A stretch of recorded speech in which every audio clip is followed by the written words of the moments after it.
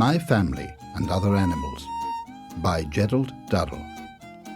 Copyright Burlington Books, 2001.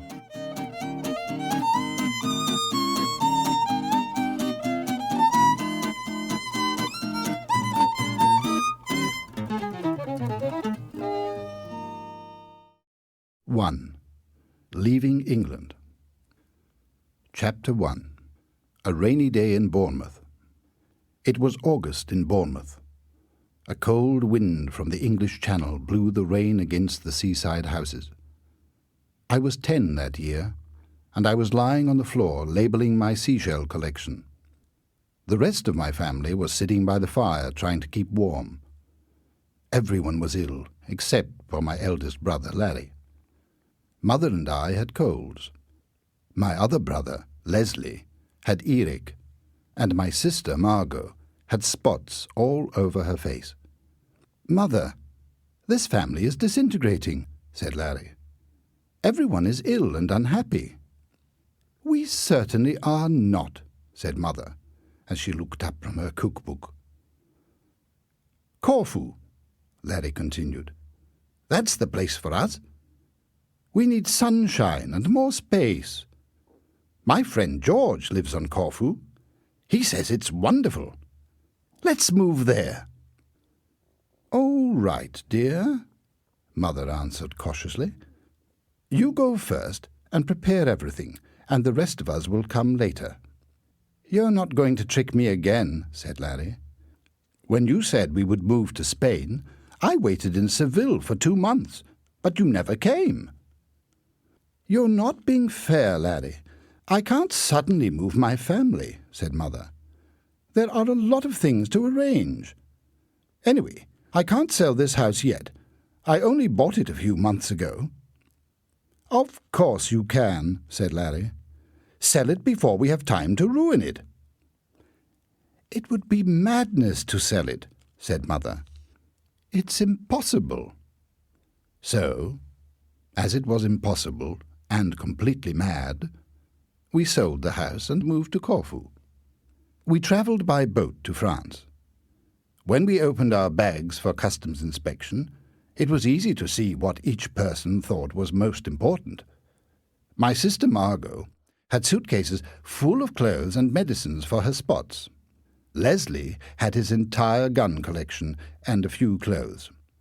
He had a bottle of oil for cleaning the guns, and also a book about them. Larry had 2 big suitcases full of books, and a small briefcase with clothes in it. Mother had 1 suitcase of clothes and 1 suitcase of books about cooking and gardening.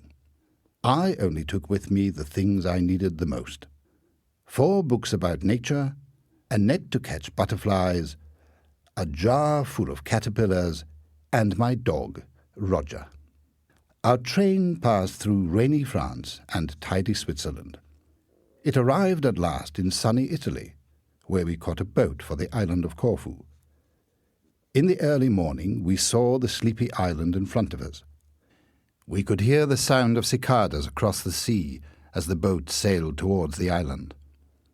On Corfu, we walked out of the noisy confusion of the customs building into bright sunlight. Larry found 2 carriages pulled by tired old horses. The porters put the bags and suitcases into one, and we got into the other.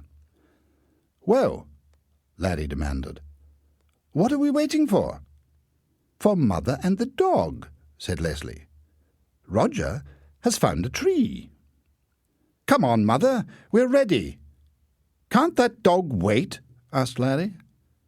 "We waited an hour for you in Naples," Margot reminded him. "I had a stomach problem," answered Larry. "Roger probably has a stomach problem too," said Margot. When Roger was ready, we tried to put him into the carriage, but he was frightened of the horses. Finally, Larry threw him into the carriage, and we held him down. The horses were frightened by the noise of Roger, who was barking very loudly, and they started to move. The entire family fell on top of poor Roger. "What an entrance!" exclaimed Larry. "We're arriving in town like a circus." Driving through the town, Roger barked at dogs that the carriage passed in the street. They barked as well and ran after the carriage. We arrived at our hotel, the Pension Suisse, with 24 dogs jumping and barking around the carriage. Larry took an umbrella and swung it at the dogs. He missed the dogs and hit Leslie instead. "Hey, be careful! What do you think you're doing?" shouted Leslie. "Now, dear, it was an accident," said Mother. Larry swung the umbrella at the dogs again, and this time knocked off Mother's hat. "Larry, you're more trouble than the dogs," said Margot. We had to carry Roger into the hotel, while Larry stood outside swinging the umbrella at the dogs. Mother looked very strange. Her hat was not on straight, and she was holding my jar of caterpillars as she walked up to the manager. "I believe you have 4 rooms for us. Our name is Durrell," she said. "Yes, madam," said the surprised manager. "They're on the 1st floor." "How nice," smiled Mother. "I think I'll have a rest before lunch." After lunch, Mother sat on the small balcony of her room. She was very upset to see several funerals pass in front of the hotel. "It's an epidemic," she said. "Nonsense, Mother," said Larry. "People die. It's natural." "It's not very natural for them all to die at the same time," said Mother. "I think you should call the health authorities and ask." "Mother, there probably aren't any health authorities on Corfu, and anyway they wouldn't tell me anything," answered Larry. "We must move. We can't stay in town in the middle of an epidemic," Mother said. "We'll look for a house in the morning." The next morning, Mr. Bieler, the hotel guide, took us to look for a house. He showed us villas in a variety of colours, sizes, and locations. After Mother shook her head at the last villa on Bieler's list, he asked her, "Madam, what is wrong with all these villas? What are you looking for?" "Didn't you see?" she said. "None of them had a bathroom." "But, madam," said Mr. Bieler, "why do you want a bathroom? You have the sea." The next morning, we decided to look for a villa on our own. We went to find a taxi in the main square of the town. The taxi drivers were all shouting in Greek and waving their arms.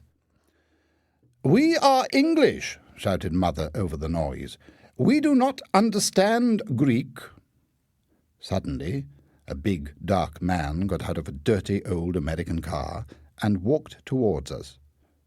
"Why you not take someone who can speak the English?" he said. "Where do you want to go?" "We're looking for a villa with a bathroom," said Mother. "Is there a villa with a bathroom on this island?"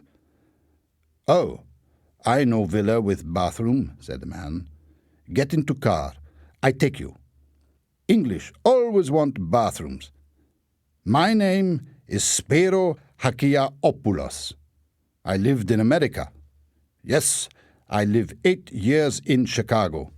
I come back to Corfu and bring this car. It's best car on island. All English tourists know me. I like English people."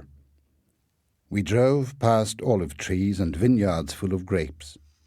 At last we stopped on the top of a hill. "There it is," said Spiro, pointing. "Villa with bathroom, like you want."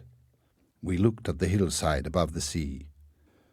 Halfway up the hillside was a small strawberry-pink villa with cypress trees around it.